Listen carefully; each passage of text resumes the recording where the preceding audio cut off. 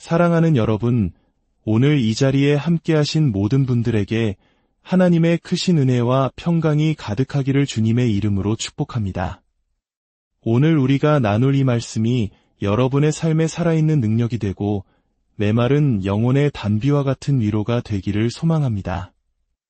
이 귀한 은혜의 말씀을 주변에 사랑하는 이들과 함께 나누고 싶으시다면 이 영상을 공유하여 하나님의 선한 역사를 널리 전하는 통로가 되어주시길 바랍니다.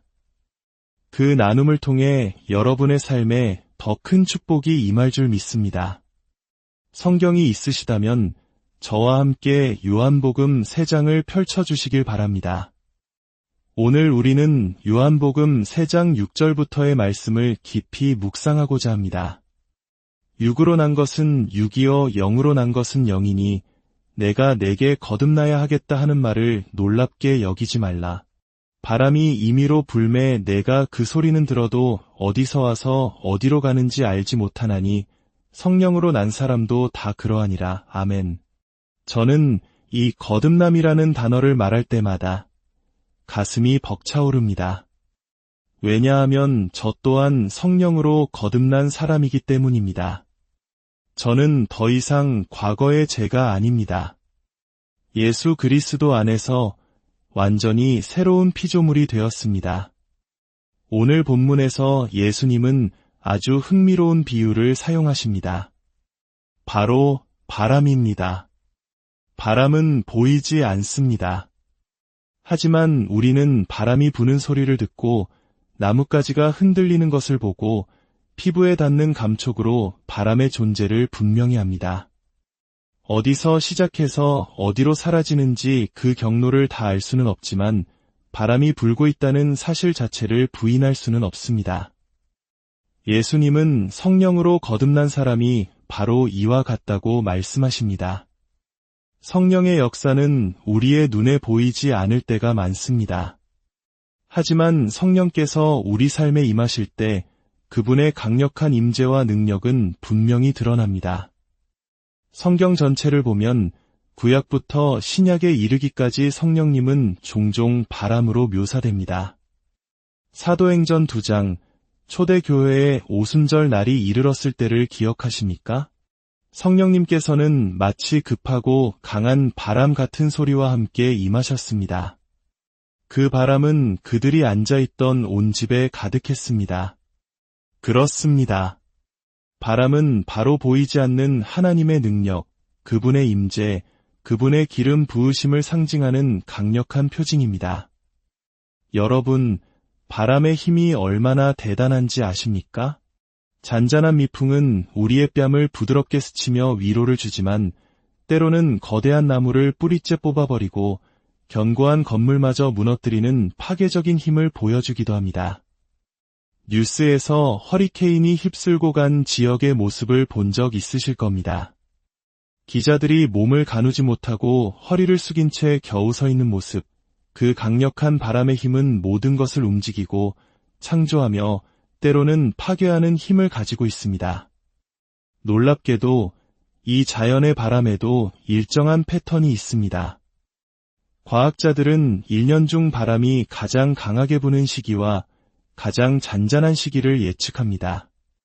조종사들은 서쪽에서 동쪽으로 비행할 때 뒷바람을 이용하여 비행 시간을 단축하기도 합니다.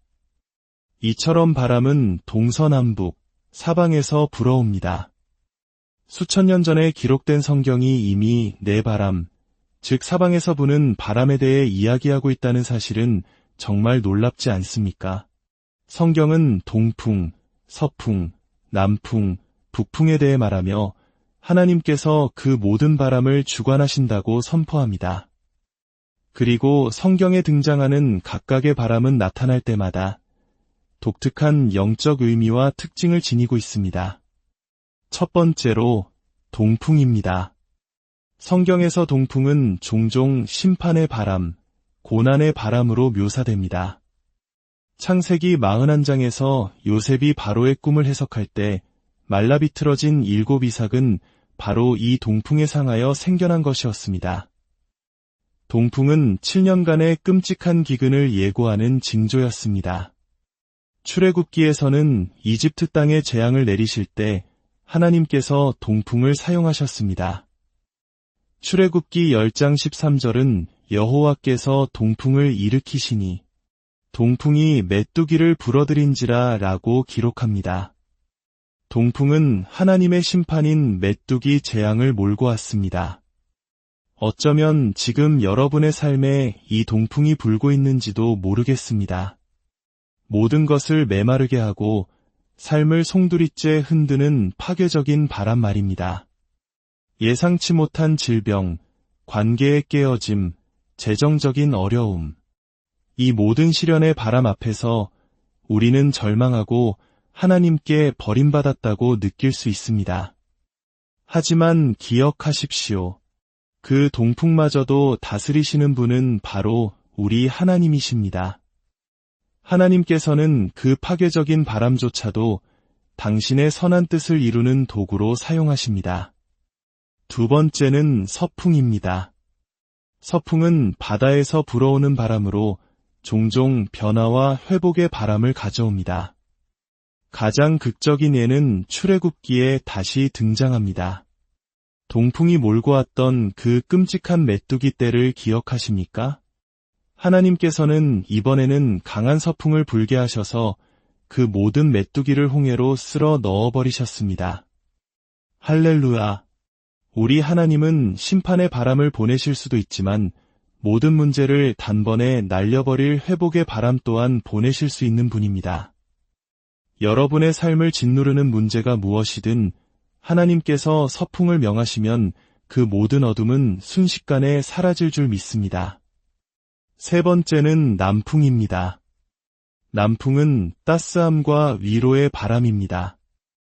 욥기 37장 17절은 남풍으로 땅이 고요할 때에 내 의복이 따뜻한 까닭을 내가 아느냐고 묻습니다.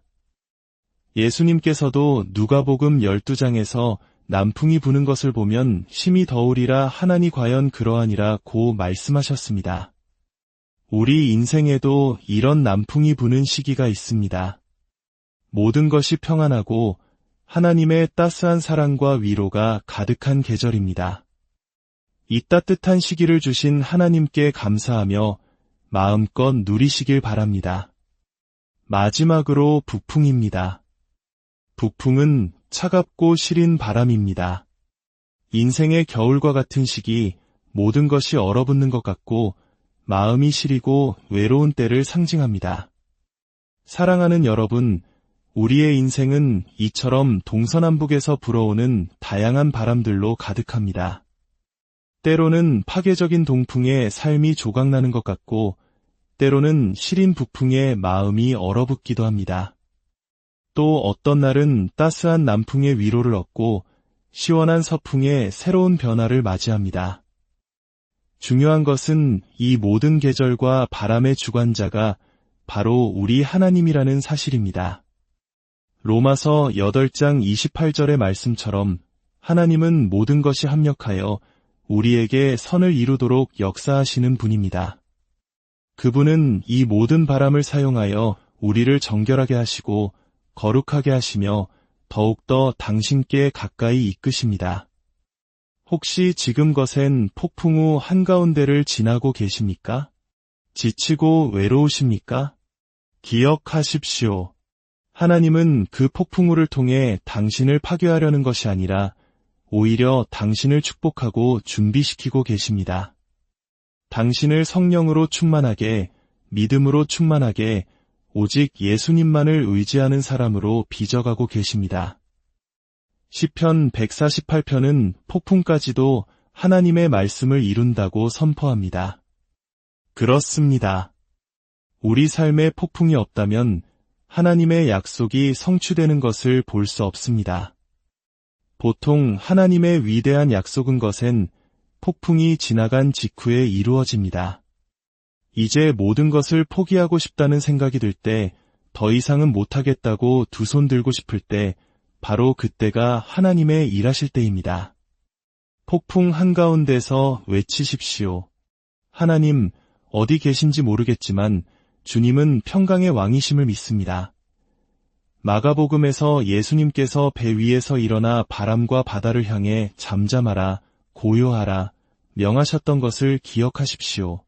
그분은 여러분의 인생의 폭풍도 잠잠케 하실 수 있습니다. 그리고 그 폭풍의 반대편에서 주님은 당신의 말씀을 성취하시고 놀라운 상급으로 당신을 기다리고 계실 것입니다. 하나님은 바람을 타고 오십니다.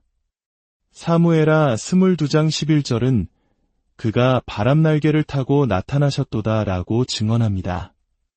시편 104편은 바람 날개로 다니시며 라고 노래합니다. 나훔 1장 3절은 여호와의 길은 회오리 바람과 광풍에 있다고 선포합니다. 욥이 극심한 고난 속에서 하나님의 음성을 들었던 곳도 화창한 날이 아니라 바로 폭풍 후 속이었습니다. 여러분의 삶이 통제불능의 회오리 바람처럼 느껴질 때 바로 그때가 하나님의 음성이 우렁차게 들려올 때입니다. 내가 너와 함께 있다. 내가 결코 너를 떠나지 아니하며 버리지 아니하리라. 이사야 59장 19절은 놀라운 약속을 줍니다. 대적이 강같이 밀려올 때에 여호와의 영이 그를 치시리라. 여기서 영이라는 히브리어 단어는 숨, 바람을 의미합니다. 원수가 홍수처럼 당신을 덮치려 할 때 하나님의 바람, 성령의 바람이 불어와 당신을 위한 깃발을 높이 드실 것입니다. 그러니 동풍도 북풍도 거부하지 마십시오. 하나님께서 불게 하시는 바람의 흐름에 당신을 맡기십시오. 그 모든 바람은 결국 하나님의 영광을 드러낼 것이기 때문입니다. 혹시 강원도나 제주도에 있는 거대한 풍력발전단지를 보신 적이 있습니까? 수백, 수천 개의 거대한 풍차들이 바람의 길목에 서서 쉴 새 없이 돌아가는 모습은 장관입니다. 그런데 상상해 보십시오. 수천 개의 풍차들이 모두 힘차게 돌고 있는데 유독 단 하나의 풍차만이 미동도 없이 멈춰 서 있다면 어떻겠습니까? 사랑하는 여러분, 만 개의 풍차가 틀릴 수는 없습니다. 지금 이 순간에도 성령의 바람은 불고 있습니다. 이곳에도 저곳에도 우리 주변 모든 곳에서 하나님의 영은 운행하고 계십니다. 그런데 혹시 당신만이 멈춰선 풍차처럼 굳어 있지는 않습니까? 얼마나 오랫동안 그렇게 앉아만 계시겠습니까? 어느 순간에는 이렇게 외쳐야 합니다. 주님, 제가 여기 있습니다. 저도 반응하겠습니다. 저도 주님의 바람에 움직이는 풍차가 되기를 원합니다. 더 이상 죽은 종교의 형식에 얽매이지 마십시오. 여러분의 믿음의 돛을 올리십시오. 그리고 준비하십시오. 성령님, 어느 방향에서 오시든 좋습니다. 당신이 원하시는 대로 행하십시오. 주님께서 움직이기 시작하실 때 그 바람과 함께 나아가십시오. 어떻게 하면 우리 삶에 이 성령의 바람을 불게 할 수 있을까요? 과학적으로 바람은 두 가지 조건이 만날 때 생겨납니다. 하늘 높은 곳에 고기압과 지상의 저기압입니다. 저기압 지역에서는 뜨거운 공기가 생성되어 위로 올라가고 이로 인해 공기의 순환이 생기며 바람이 불게 됩니다. 영적인 원리도 똑같습니다. 여러분이 인생의 저기압 속에 있을 때, 즉 삶의 압박과 고난 속에 있을 때가 바로 열기를 더해야 할 때입니다. 기도의 온도를 높이십시오. 찬양의 열기를 더하십시오. 삶이 힘들고 짓눌릴 때 무엇을 해야 합니까? 더욱 뜨거워져야 합니다. 성령의 바람이 불기를 원한다면 당신의 뜨거운 열정과 간절함이 필요합니다. 이것이 바로 엘리야가 했던 일입니다. 그는 비가 오기를 7번이나 간절히 기도하며 열기를 더했습니다. 마침내 7번째 기도했을 때 그의 사환은 바다에서부터 큰 바람과 함께 손바닥만 한 구름이 일어나고 있음을 보았습니다. 당신이 인생의 저기압 속에서 기도의 온도를 높일 때 하나님의 위대한 바람과 구름과 큰 비가 당신의 삶을 향해 다가올 것입니다. 말씀을 맺겠습니다.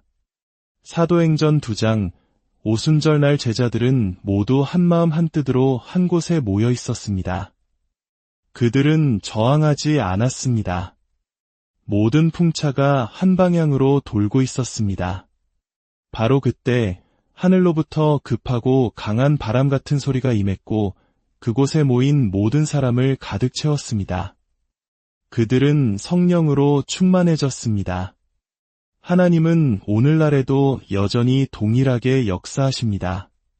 그분은 여전히 당신을 성령과 불로 세례 주시기를 원하십니다. 당신의 삶을 하나님의 숨결, 그분의 바람으로 가득 채우기를 원하십니다.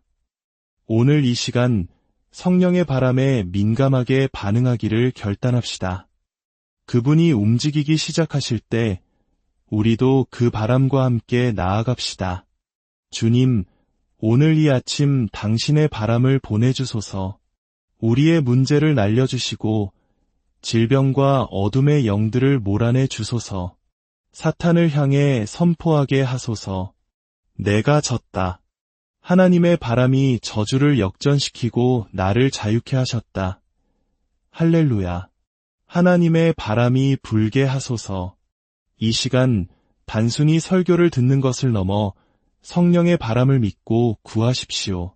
그 바람이 여러분의 삶과 가정, 그리고 이 나라 위에 강력하게 불어오기를 우리 주 예수 그리스도의 이름으로 간절히 축원합니다.